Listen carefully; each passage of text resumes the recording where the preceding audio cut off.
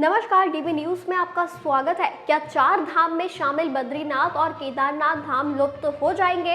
पति पावनी गंगा भी शिव जटाओं के रास्ते वापस ब्रह्मा के कमंडल में वापस लौट जाएंगी? ये हम नहीं कह रहे हैं। इस तरह की बात करीब 5,500 साल पहले लिखे स्कंद पुराण में भगवान वेद व्यास कहते हैं।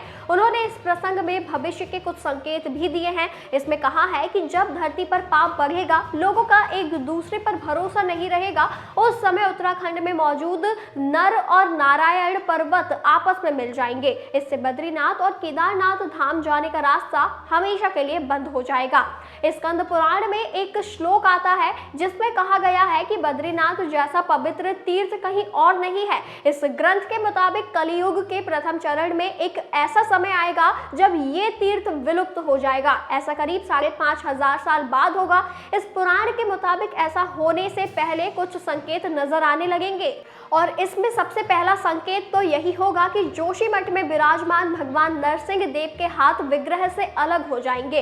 यदि इस संकेत को सही माने तो कलियुग के 5,500 साल की अवधि पूरी हो चुकी है। अब इसी प्रकार पिछले कुछ वर्षों में नरसिंह भगवान के हाथों की उंगलियां पतली होने लगी है। इन उंगलियों का अगला हिस्सा तो सुई की नोक जैसा हो गया है। नरसिंह मंदिर के पुजारी संजय डिमरी सनत कुमार संहिता का हवाला देते हुए कहते हैं कि इस विग्रह का हाथ अलग होने के बाद बद्री भगवान ये स्थान छोड़कर चले जाएंगे। उसके बाद 22 किलोमीटर दूर भविष्य बद्री के नाम से पूजे जाएंगे। कई रिसर्च में ऐसा भी दावा किया गया है कि नर और नारायण पर्वत के बीच की दूरी भी बीते कुछ वर्षों में कम हो गई है।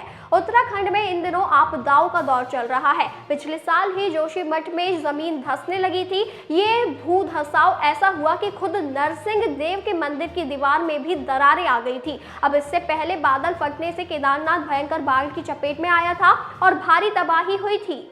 कई भूवैज्ञानिकों ने भी अपने रिसर्च में दावा किया है कि केदार घाटी में ग्लेशियर का फटना, आए दिन प्राकृतिक आपदाओं का आना विनाश का संकेत है। स्कंद पुराण और विष्णु पुराण में केदारनाथ धाम को भगवान शंकर का आराम गाह बताया गया है। कहा गया है कि इस स्थान पर भगवान शिव विश्राम करते हैं। वहीं बद्रीनाथ धाम को 8 वैकुंठों में से एक माना गया है। कहा गया है कि इस पवित्र धाम में नारायण भगवान 6 महीने सोते हैं और बाकी के 6 महीने जागकर सृष्टि का संचालन करते हैं।